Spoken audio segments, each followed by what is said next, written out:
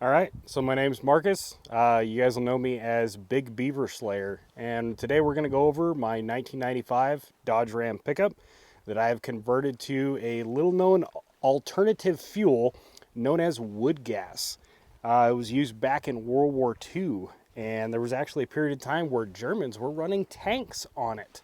Europe at one time had over 2 million vehicles that ran on this fuel source. And after I spent a lot of years doing research, I wanted to be able to find a way to save money being as lethally poor as I am. And I chose to make an alternative fuel vehicle because when I looked at a Tesla at $60,000 and then had to spend 20 grand for a charging system to be put in at my house, well, $80,000 is not exactly how you be poor very well. I was trying to keep it under a minute. Oh. I didn't know what you're doing. No, you're good. I mean, that was... I just say something to wrap it up, but that was perfect. So this is what my redneck brain came up with, was making my own fuel source. Oh, the gas lines fell off. What do you mean, did you just brain dump us coming out here? That's the intro. That's the intro. That's it.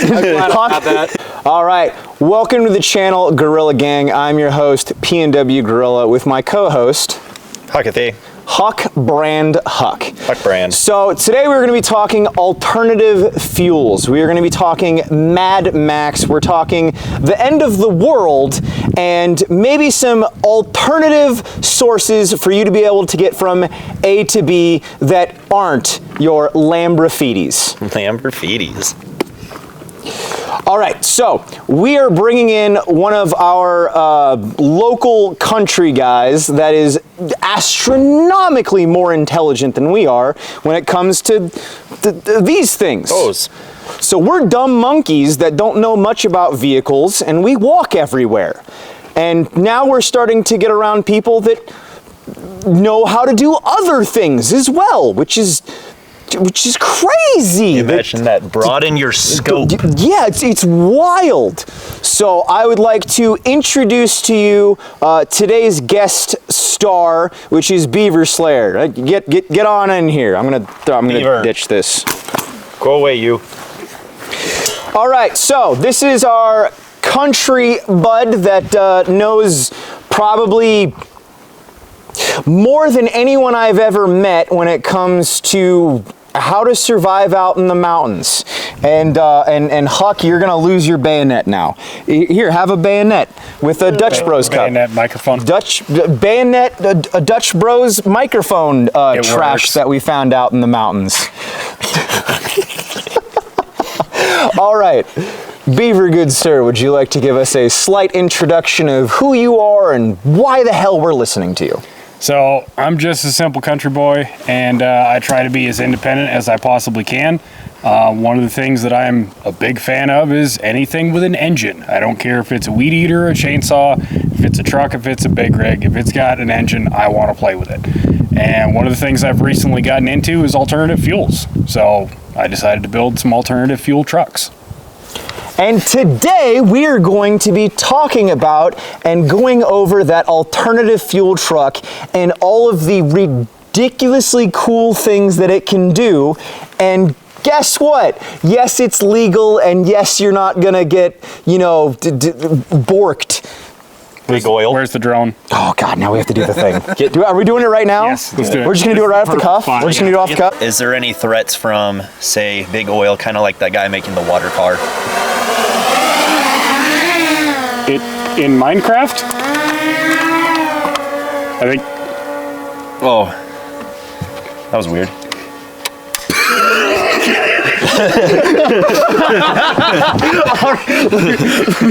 For realsies though, Beaver, good sir, what in the world am I looking at here? What do we please teach us a knowledge of how make truck.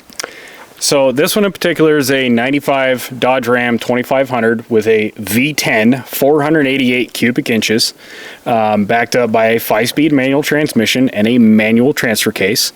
The only thing manual not on the truck yet is manual hubs, because four-wheel drive in the mountains go burr. So here's my first question. Why a Dodge? The particular gasifier design that I replicated is created by a man known as Wayne Keith out of Alabama, and he prefers Dodge pickups. So they're very, very well tested on this particular alternative fuel that is wood gas. So that heavily influenced the choice of truck. Just so you guys know, I'm actually learning this while you guys are learning this. So I'm also like, wow. So, question I have is, why not just gas? What is the advantage? Well, so I originally decided to build this truck back in like 2020, 2021. English is hard. 2020 or 2021. If you guys remember around that time frame, granted you guys are on your feet a lot more, gas prices were insane. Yeah. Like we got well over $5 a gallon here in Washington. It's probably going to get worse. And the fuel prices are going back up right now. Oh, yeah. Oh, election coming. Yay. Jack up those prices. So at the time I was commuting pretty good distance for work. I was running about 85 miles round trip. This truck in particular gets like 9 miles to the gallon. Obviously I said it's four-wheel drive. I need a vehicle that can travel all seasons because I live in the mountains and I commute to the city. So I needed a way to make this financially doable. I was spending over $1,500 a month in gasoline to drive my truck back and forth to work. So my reason really came down to being lethally poor. I needed an option that I could put away money. He said the thing.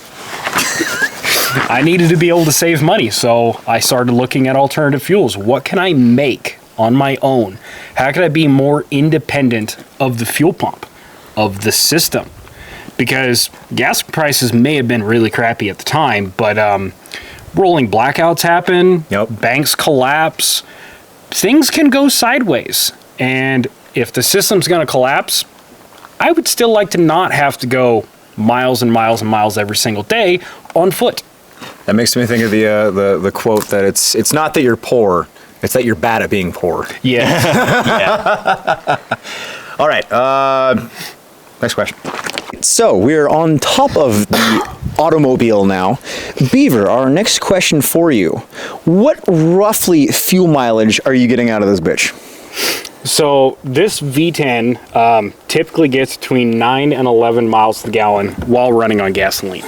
When you're running on alternative fuel, we actually don't measure it in gallons per mile because you don't actually have a liquid. You're burning a gaseous fuel.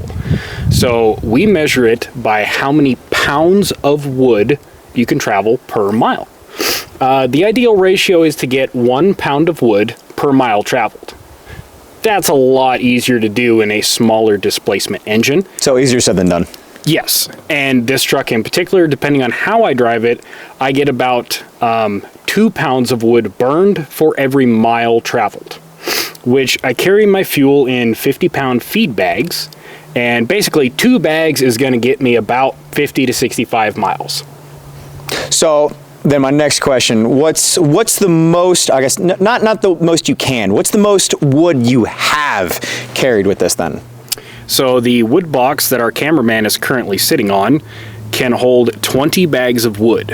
I do plan on doing a road trip for distance, see how far I can travel.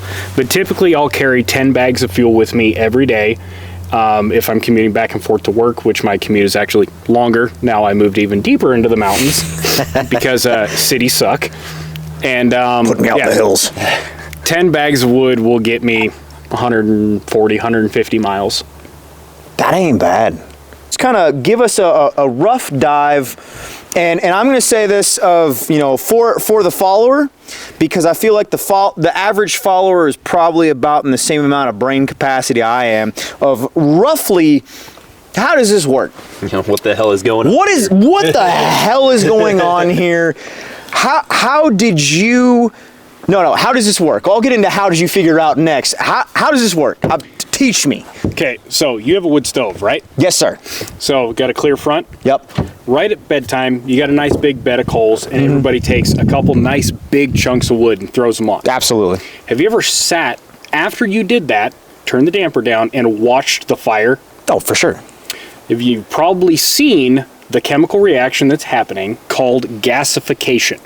What's happening is that bed of charcoal is superheating the wood, but there's not enough oxygen in the stove for it to expose itself into flame. The flames will start on the piece of wood, but you watch it long enough, the flames will lift off of the wood and hover top of the stove. Okay, yeah, I know what you're talking about.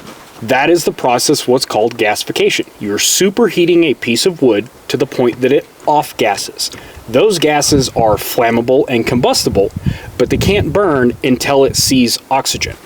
So this is the act of burning wood in an oxygen-restricted environment and then not letting it combust until you get it in the engine. The simplest way to look at it. Interesting. All right, so Huck, I don't know about you. Yeah. I'm gonna boil it down to magic. Oh, I'm saying magic. What do you gotta say? I'm saying magic. it kind of makes sense in a way. My mind just kind of thinks, oh, it's gas, but different. Yeah, it's very comparable to propane. I was thinking like a forklift or something, propane Yes. fuel. Yeah. Yeah, so actually going back to the fuel economy question, how does that stack up versus propane? Wait. We didn't. That's Say again. Yeah. So actually, going back to the fuel economy question, how does that mileage that you get on this thing stack up compared to propane? Because that's kind of the bigger alternative fuel option that a lot of cats are going And a for. much easier one to do because propane, you can not only buy it as is, but propane, you can infinitely store it. The problem being you still have to purchase it and you have to keep it in bottles. You have to keep your bottles up to date or they won't refill them. There's now bureaucracy involved of regulating and getting that fuel. Versus with wood gas, even though it burns comparatively to propane, you make it on the fly. You don't have to go buy it. You don't have to get taxed on it. You don't have to store it. You don't have to worry about bottles being certified so they can be refilled. I can literally come up here in the mountains with nothing but an axe. I can pick up dry wood off the side of the road, pile it in, and drive on. So that's actually another question I had. Now, obviously, we know how fire works, and, dry wood's going to burn much more gooder. Yeah. But if you have a decent coal bed going, can you burn wet wood too? Absolutely. Absolutely. And that's one of the beautiful things about the Wayne Keith design. If you're looking on the outside, these tubes right here, these are the cooling tubes. All the fire is actually happening down in the bottom, and the wood is stored up here. So if this is your superheated wood down here, that heat is radiating up. And as it radiates up, all of that wet wood is getting baked. The process is called torrefied. That's where it starts turning into charcoal. As it gets baked, all that moisture is being condensed up here in the hopper, and it flows through these tubes out here in the airstream behind the truck. The airstream cools this down, but it's full of hot gas that condenses out all of the water from that wood. And I've actually got a tank built into the front of the truck that picks up all of that, and I can dispose of it later. So there is no real risk of accidentally overexposing your engine to water then with this system because it, as you said, it cycles the water and moisture out. The truck actually has 5 different points where it picks up all the moisture that's shed out of the wood before it gets up to the engine. So the gas is completely dry by the time it gets up there. Baller. Now, I remember you also saying that it was difficult to run this in the winter because you're putting out too much power. Would you like to expand further on that? Because I find that fascinating. So typically with wood gas, because it's very comparable to running on propane, you actually have a reduction in horsepower. Wood gas is a very, very slow flame speed. See in frame. Yeah. No, he is perfectly behind the boiler. Stay right there, bud. So with gasification, as you're producing the gas, that gas is incredibly hot. The fire actually reaches between 2,000 and 3,000 degrees. That's the actual heat needed. It's not in communist measurements either. Oof. So as it half the surface of the sun. So as it superheats that wood and it's baking out all that moisture, the moisture is going to try and cool down the gas. So we got to keep that fire hot. Well, because we're keeping it hot, it's hot gas coming all the way through. So what actually happens is right here, this is a heat exchanger. So fresh air is actually coming in from underneath of the truck and being cycled through the fire. It's preheating the air as it comes in. Oh, that's cool. And then as the hot gas is produced coming out, down here at the grate, it could be up to 1,500 degrees after it comes out of the fire. And all of that heat is getting put back in to the incoming air. So as it preheats the incoming air, it's also cooling the gas going out. It's sucking all that heat energy. And then once it comes out into the cooling rails, which you can see all the way around the edge of the truck, and the truck bed itself is also part of the cooling system, as it's running through, it's cooling and dropping the temperature. The more you can drop that temperature, the more density you'll get to the gas. So the colder the weather, the better it actually performs. Fascinating. So here's another question I have. Do you have any sort of runoff or anything like this for heating the cab? I have debated it, but basically if I'm sitting in traffic, these front cooling rails, they'll sit, you'll notice I actually have high temperature silicone connectors here. This pipe coming out can be 700 to 1,000 degrees. So those front cooling rails are 800. They're close enough to the cab of the truck. So it's heating anyway. If you're sitting in traffic, you can feel heat radiating off the back. Okay, so it's not even a problem. Yeah. Okay, fair enough. All right, so here we'll have you go to the next question. Next question I'd say is how many hours? I found something on this I want to ask. Oh, go for it. Go for it. Okay, so I noticed there's some wires in right here. I'm assuming that's for heat, temperature, or fuel amount. So we've got two different ways that I monitor. So right here we've got a temperature sensor. That's going to tell me the temperature of the hopper where the wood is actually sitting. Right. When the temperature comes high, that's because all the wood has dropped all the way down into the fire and the fire is exposing up and it registers as heat here. And I have a gauge inside the truck. When I see the hopper temperature raising, that tells me I'm out of wood and it's time to pull over and drop in another bag. Okay. The other line you see here is actually a vacuum line that's connected to a water column gauge. Because throughout the system as it's running, there's a vacuum ratio between the hopper and the rest of the system. You want to see about 2.5 to 1, 3 to 1. That tells you that the engine is breathing in the gas, and it tells you how much restriction that fire is having to pass that air through. If it's breathing too much, it won't keep the fire hot enough. If it's breathing too little, it won't torrefy the wood, and it tells you the health of the charcoal, where it's at. Right. Too high, too low, separate set of issues. There's an ideal range to keep it in. That's freaking nifty. All right, so you told us what. Oh, okay. There you go. All right, so you told us what these two are doing. What's this guy right here doing? I see an on and off switch back here. What's this mamma jamma for? Okay, so this barrel in particular, this is what we call the hay filter. Okay. The produced gas, as it flows from the gasifier through the heat exchanger, through the cooling rails in the bed, then comes up in the bottom of this container, and it's full of hay that's in laundry bags. It's the only actual filter within the system. Everywhere it's shedding off moisture, but because you're burning it, what do you typically have in your chimney? You're going to have soot. Yeah. That soot, it's not healthy for an engine to ingest it. So you want to get filter it with hay? You filter it with hay. The hay actually acts as a coalescer because there's still moisture in here. The moisture will stick to the hay as the gas is coming up through it, and then that dry soot. Can we take a gander at that? Yeah.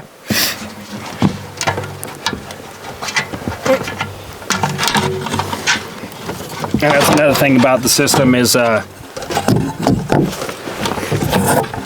everything is able to be pulled apart and serviced. Couple bags full of hay. That's all it is. Interesting. I don't know if we can see.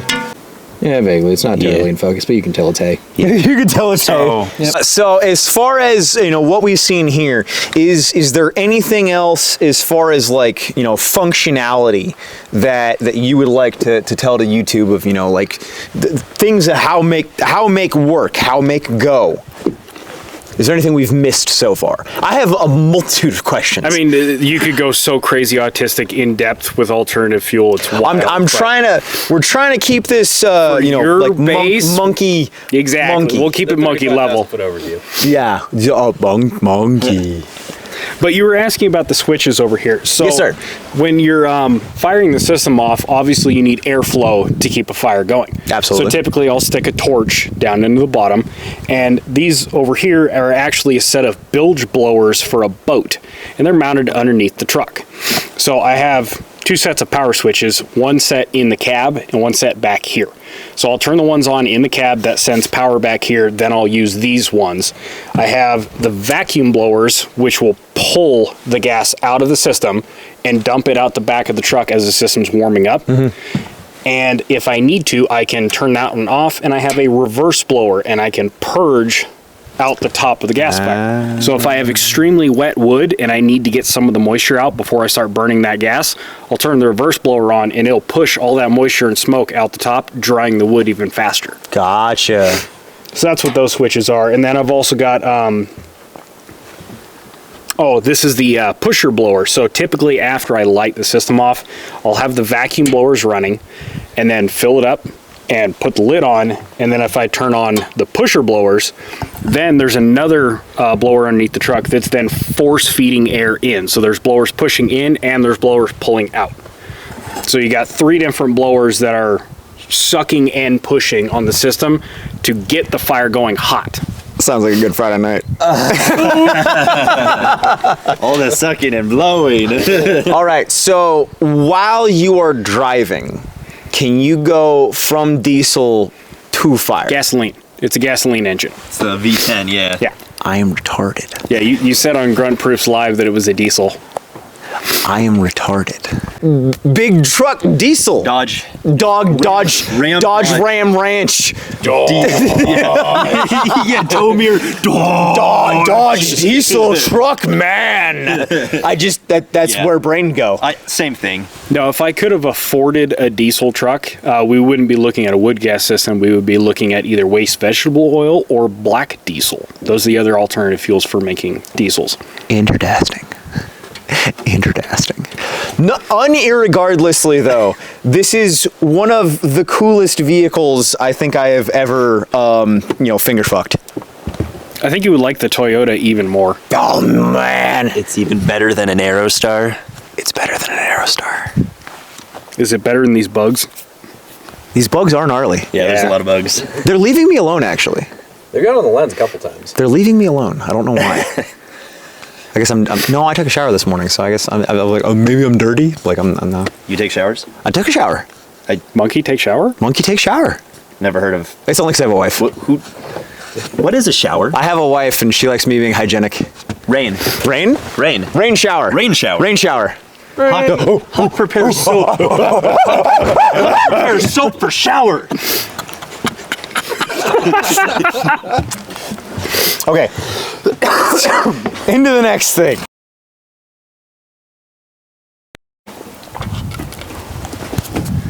Let me just. Oh, get that rolling. for you. Or no, they're Okay. both showing up. There you Yep. I should Oh have. God, there's blood everywhere.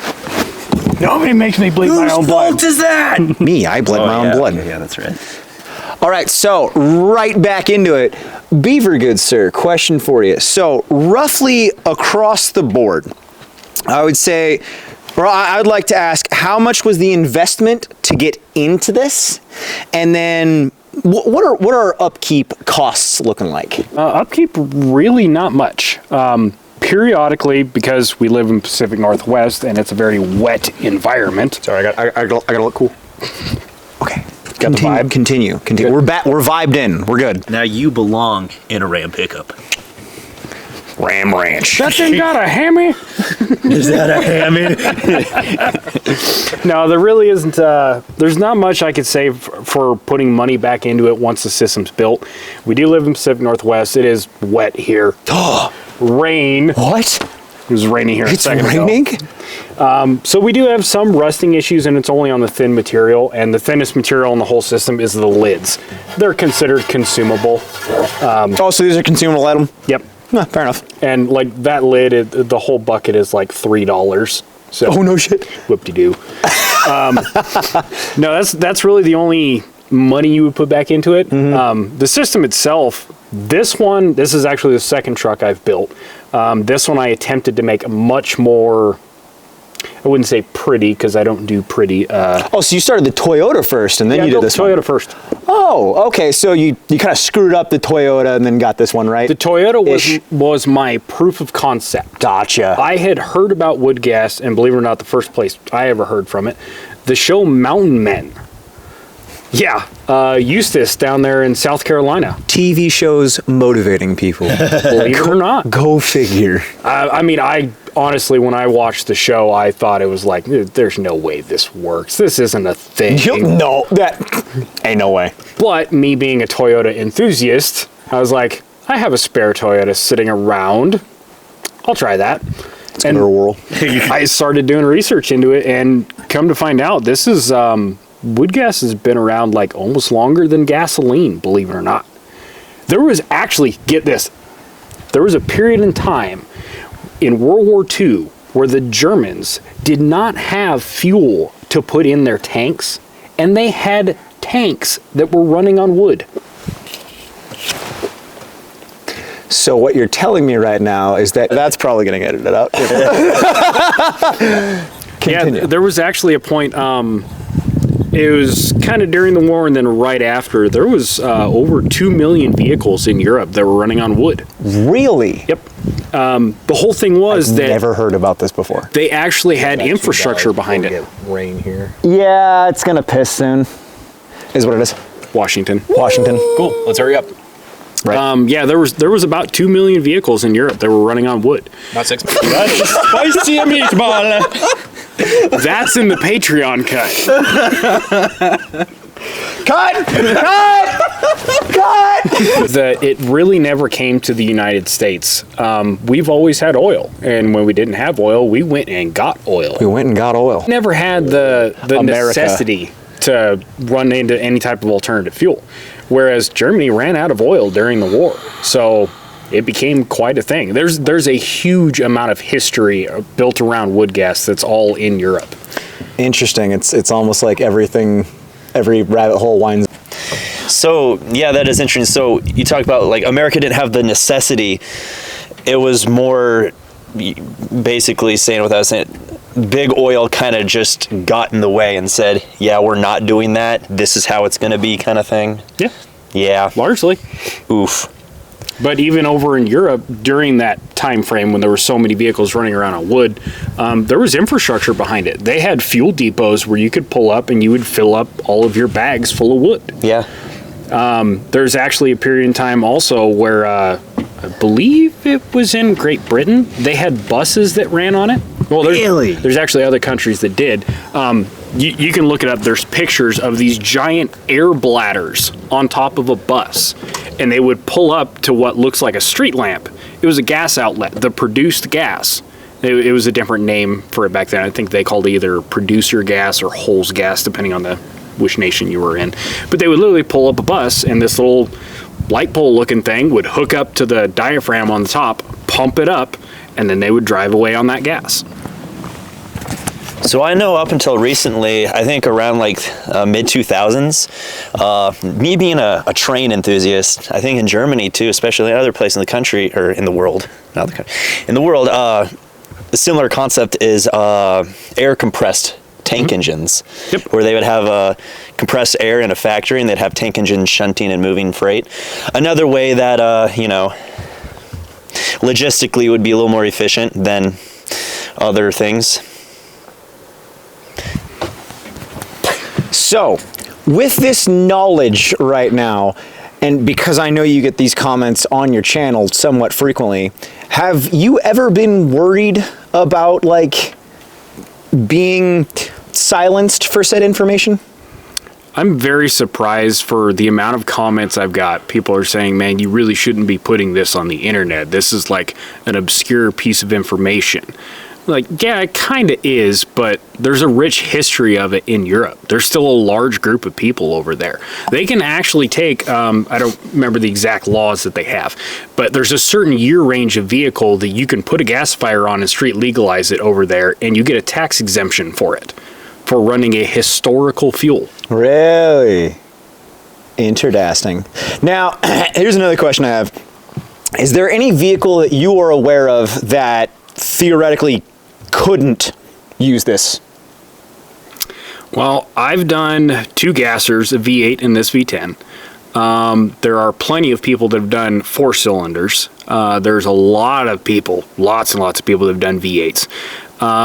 There's been inline 6s. There's been natural gas engines that have been converted over to wood gas. That's actually a big thing in South Africa right now. Well, like let's say that I wanted to get really stupid with it, right? And I had just Tesla that's running that Honda that's got a wood boiler. Yeah, we'll talk on that too. well, like let's say that I had way more money than I know what to do with, and I wanted a Lamborghini that ran off this. Is that if I had the money to do it? If it's an internal combustion engine, it'll run on it. I know a guy that has a diesel tractor that has converted it to wood gas. Ooh. And also that's something that's notable. Like mentioned earlier, you have a loss of horsepower when you're running on wood. The more compression you have and the more timing you have, you gain that power back. Ideally, you want like 13-to-1 compression. You're talking about a race application engine. Well, if you do a diesel that's already 18 or 20-to-1, you don't lose nearly as much power. Fascinating. A lot of this information is going right over my fucking head because, dumb monkey brain, but still fascinating. Yeah. Here, have that. So about how much money and investment did you put into this project here? So this being the second one I built, and I tried to build it a little bit prettier, more presentable. It's also somewhat camouflaged. It looks like just a flatbed work truck with some oil drums sitting on the back. Right. The Toyota was the first one, and I didn't care too much about looks. It was about proving that it functioned. I built the Toyota for about $600, and I had about 250 hours of fabrication time into building it. And the book that I bought with the complete directions on how to do it, the book is $50. So total investment in the Toyota was like $650. What book is that? The book is called Have Wood Will Travel by Wayne Keith, edited by Chris Sands. They have their own forum that I'm on called Drive on Wood. And then this truck, trying to make it a little bit prettier, I bought a couple pieces of material that were newer. The Toyota I built completely out of scrap metal. Hell yeah. I bought the bilge blowers and the vacuum gauges to monitor, and that was it. Everything else was out of a scrap pile. Hell yeah. And that's just me being a cheapskate and lethally poor. Based. This one, I bought a lot more newer materials, and I have about $1,200 into it. Well, this is just 2 55-gallon drums, isn't it? That's 3 55-gallon drums. Oh, 3. Reconfigured. Yeah. This is an old water heater tank, some 14-gauge scrap steel on the bottom. This is another water heater tank, and some lids from some cheap buckets, some Lethally PVC. poor. Yep, very much lethally poor. And that was another thing, is that when I got into alternative fuel, we were talking earlier about trying to save money. So like I said, I started building 3 or 4 years ago, and in the last, I haven't had much time to mess around with wood gas the last couple months since I bought my house. But in 2 years of daily driving between the Dodge and the Toyota, I saved up enough money. I got out of debt, which at the time was about $11,000, and I put away enough money to have a down payment for a house. Big lethally poor. Right? That's... Y'all need to get on this level. Y'all need to get on this level. You ain't poor. You ain't being poor right. So another question I had, these days everyone's obsessed with EVs, electric vehicles, hybrids, and I'm not trying to like use any buzzwords here, but how environmentally friendly compared to anything else is this? Wood gas is the only known to man truly carbon neutral fuel source. These trees, all of them out here. So if that tree throughout its entire lifespan is drinking in CO2, if it falls over and dies and rots into the ground, all that CO2 is re-released into the atmosphere. Right. If I burn it in this truck, that CO2 gas going through the gasifier, running through the engine, is combusted. It never gets re-released into the atmosphere. Right. I'm actually taking, it's not even carbon neutral, it's almost a carbon deficit, because I'm taking carbon out of the environment and running it through the engine, and it's clean air coming out. I like it. I like that a lot. And I'm no I'm no hippie tree hugger, I kind of am, but but I love the mountains. Yeah. And like our logging practices here in the Pacific Northwest, there's a lot of it I don't agree with. Right. But the opportunity is there that if I truly wanted to, with this truck, I could be up here and drive it forever. I could drive up to a slash pile in the middle of a clearing. I have a machine that I normally produce my fuel with called a wood chunker. Right. And I could chunk all the wood, throw it in the truck, and I would never have to buy gasoline again if I really, really wanted to. right. And there are people that drive wood gas powered vehicles over in Europe, no gasoline at all. This one, sometimes I'll run gasoline, sometimes I'll run wood. I can hybrid drive between the two. Now there's guys that are, Wayne Keith has got like 300,000 miles on straight wood. It's awesome. So essentially, you taking a 30-year-old vehicle, giving it new life with all of this really fascinating technology, you're doing more for the environment than Karen with her hybrid electric. I would have to agree. Oof, Karen. Step up your game. Oof. And I have a buddy of mine that owns a Tesla, and wood gas in this configuration, this is for burning raw wood. You can also have another form of wood gas that we call char gas, and it's straight from charcoal. Right. Charcoal gas fires are much, much, much simpler. Like you can throw one together to run a small engine in like an hour. He carries around a charcoal gasifier and a Harbor Freight generator, and he will charge his Tesla off charcoal gas. So this concept, that's effectively a disconnected hybrid system in a way. Yeah. So yeah, I mean, if say Toyota, I think Toyota makes really great hybrids. They could dabble in this kind of technology. You can make something real cool. There's lots of opportunity. Yeah. The biggest thing is most people that look at an alternative fuel like wood gas, there's a lot of fuel production that goes into it. Right. You have to go find the wood, you have to chunk it up. You prefer to run it dry. It's easier on the system if the wood is dry. Right. And you put a bunch of time investment into that. And that's no different from what you guys are doing with training. If you have a piece of gear, you go out and you run it. Yep. You become intimately familiar with all of its flaws and everything that's good about it. Yep. With wood gas, it's the same thing. How many people I have met that have talked about if you were going to be a prepper and you wanted to have some form of alternative energy in a grid down situation, like, oh, I'll just make a wood gas fire. Go build one. Go drive it every single day and learn all of its nuance. The amount of cats that are just like, oh, shit hits the fan, I'll just go out in the woods. And it's like, Why do I need a train? yeah, why do I need to train? I'll just rise to the occasion. No, you won't. It's No, like you won't. It's like No, you won't. you've never driven a car before. No, I'll just figure it out. You'll just figure it I'll out just on the figure fly. it out, bro. What are you talking about? I'll just go out in the mountains and I'll just figure it out. An F1 car is easy enough to drive, right? Right? Right? You can't just Jump in hop that. into it. No, man, I'm gonna join NASCAR and I'm gonna figure it out as I go. I'm just gonna hop in it. It's not a thing. I want to see it work. All right. Let's do it. I have We'll one get it more fired up. question. Did we go over hazards? No, we didn't, but we can leave that off. Okay. If they want to know more, then With the smoke there too.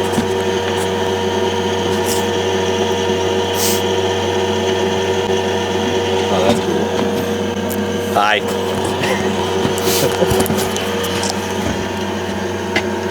Yeah, it's warming up by it. Very delightful smell. You, sir, are recording. So what was your question again? My question was, how much of this did you want to show in this video? Because realistically, we've already discussed this, but there's not enough time in the day to go over everything that you've put into there's this. so much nuance to it. Amongst other, I'm gonna cut you off. Go check out his YouTube channel. It will be in the description. The link. Go check it out because thing at the top. and the thing, we don't have the time to go over this truck. There's so much. We don't have time. There's like 200 videos on my channel between the Toyota and the Dodge, both building, driving, operating, the wood chunking machine that I built, making fuel, storing it, drying it. Like, we have a saying. Go to his channel. We have a saying in the wood gas community that building a gasifier is 25% of the battle. 75% is learning how to operate it. What's your channel called, bud? Big Beaver Slayer. Thanks to the nickname that your Telegram gave me. Big Beaver Slayer. Some big beavers. Big beavers. How's that fire coming? She's warming up. I've used this as a hand heater so many times. I get to work and just come out and just... So you were saying that on average to heat this up, it's about the same as a regular vehicle, yeah? Yeah, if you're a normal person and you warm up your vehicle in the morning for 3 to 5 minutes, from light up to driving down the road, between 3 to 5 minutes. That's so cool. That's so cool. So, but what you're telling me is that I can't just jump in this and go. Oh no! But I need to go to the store now. Shouldn't be doing that anyways. But I want to go to the store. Oh yeah, actually, regular gas tank. Yep, regular gas No tank. difference. Nothing at all. Oh, okay. I just have a switch inside on the dash where I can turn the fuel pump on and off. Simple as. So what I will typically do is actually light the truck and start driving. And within a mile, the system is warmed up, turn the fuel pump switch off and switch over to wood. So what you're telling me is that if you took out the fuse for the fuel pump, that no one's stealing this. No. It's just not getting stolen. No. Okay, fair enough. Well, I mean, with this, if they knew how to operate it. You're talking about 1 in a million people that know what a wood gasifier is, let alone how to operate it. There's like 300 random. Yeah, so you got like driving a regular car, right? And then driving a manual, and then driving this, and it's that up there. About up It's there. Up, it's they know There it. is currently, to date, 4 wood gas powered vehicles in the state of Washington. And I own and built 2 that you're aware of. that anybody knows of. 4? 4. You have 2 of them. Yep. So you own. We're currently standing on 25% of the wood burning in Washington State. Hell yeah. Of everywhere to have such a vehicle. Of everywhere to have such a vehicle, I'm standing on 25% of them. Yeah. And if you just go down there, you got food for this thing. Right? It's right all, there. Nom nom nom nom nom. Yeah. It's endless. Truck get fuel, hungry, nom nom nom nom. You know. Oh, actually, no, hold on. One thing that you asked while we weren't recording. Would you ever consider putting a canopy on this? Like, is there a point? Like, would it solve this rusting at all? Do you care? Does it matter? It would just be much easier if I was driving it every single day, because as it warms up, it would dry off all the moisture. Both. So that's mostly from sitting then. Yes. Oh, okay. And because it's concave, so it sits with water on top, but just driving it down the road, the water gets blown off by the air. If the system's running, it dries it off. The first 14 months of driving the Toyota, there was not a speck of rust anywhere on it. Fair enough.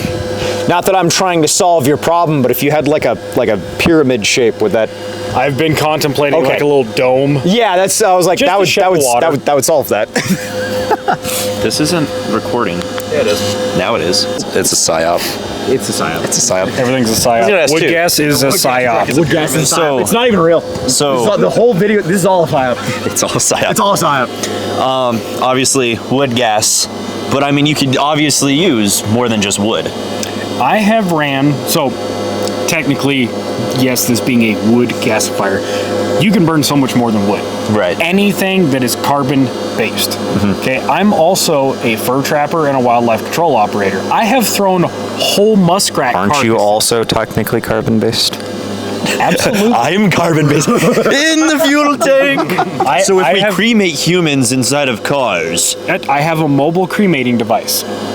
that's actually kind of dark, Slightly. but it is true. No, I'm not gonna do the joke. I'm not gonna do the joke. Redacted. But yeah, redacted. Redacted. A little bit in testing other fuels. I have ran this truck on primarily wood. I've ran it on bark. I've ran it on grass. I've ran it on paper, cardboard, steak bones from dinner. I have put beaver fat in it. I have ran whole muskrat carcasses through it. If it's carbon based, it will produce fuel. It's crazy. Damn, that's crazy. I like it. Damn, that's crazy. I like it. I got nothing else to ask. Beaver, go ahead and let me know what the hell I'm looking at here. So the basic instrumentation for monitoring the system, I've got right here, this is a hopper temperature gauge. So as the hopper heats up, that tells me how much wood I have. Once it spikes in temperature, I know I need to pull over and refuel. The bottom one here, this is the crossover. This is where I'm getting my high temperature gas. This can get up to like 1800. I've even had it up to like 1900 degrees. This one just tells me how much it's really breathing. Then I have a live feed O2 gauge, reading off the O2 sensors. That tells me the mixture coming out of the tailpipes. And as it goes through and the O2 sensors pick it up, it'll tell me if I'm lean or rich. If I need to change that adjustment at all, I have these 4 choke cables right here. The 2 on the outside are air valves. The 2 on the inside are my controls for the gas lines. If I open these cables up, that's now opened up the gas lines going to the engine. And if I need to lean the mixture down, I can close down the air valves and that will correlate over to the O2 sensors. And then as I'm driving down the road, I can monitor how much vacuum is in the system through these 2 gauges right here. This one reads hopper vacuum, how much is being sucked on the system by the engine. And this one reads in the cooling rails. And usually you want a 1-to-3 ratio between it. So this will be at like 5 inches of water and this will be at like 15 inches of water. And that tells you that the char bed is breathing correctly. Fucking A. I didn't understand any of that, but all right. Are we recording? Yeah. Huck, you can just keep running. It's kind of on brand. All right, so we've been filming this YouTube for a while now. Huck, as the autistic man that he is needs walkies. We'll probably be going to the gym after this because Huck needs walkies. All right. To lift. So, this will be the conclusion of this video. If you would like to see this vehicle running, if you would like to see more about this vehicle, that means that you have to go to his channel. Once again, it'll be linked in the description. Do it. Go. Do the thing. Do the thing. Go. You go now. You buy Temu. You buy Temu now. Cut. All right, so this concludes this YouTube video. I would like to thank you ever so much for watching and supporting the channel. I have a Patreon of which I will give you quite literally nothing. You should not subscribe to it. I don't know why you keep subscribing to it. You're fucking idiots.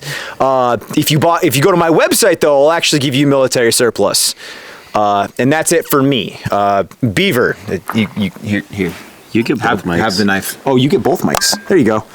I am Mike Maxing. You are Mike Maxing. Maximum miking. And then this is Huck, and he's not on the internet because he doesn't care. I mean, I do, but like I'm just commenting on the channel. You're literally not on social media, though. Kind of not, no. I just watch things. Huck's on a level that if I need to get a hold of him, I know where he lives. That's essentially it. Yeah, I kind of stay away from my phone most of the time. That's how it should be. Yeah, fair. Okay. Would you like to conclude, good sir? Thank you for coming to the P&W Gorilla channel. We'll see you next time. Go follow him on the thing. Do it. That's a blade. That's the end. That's the blade. So it's like Frosted Flakes. They got aluminum in them!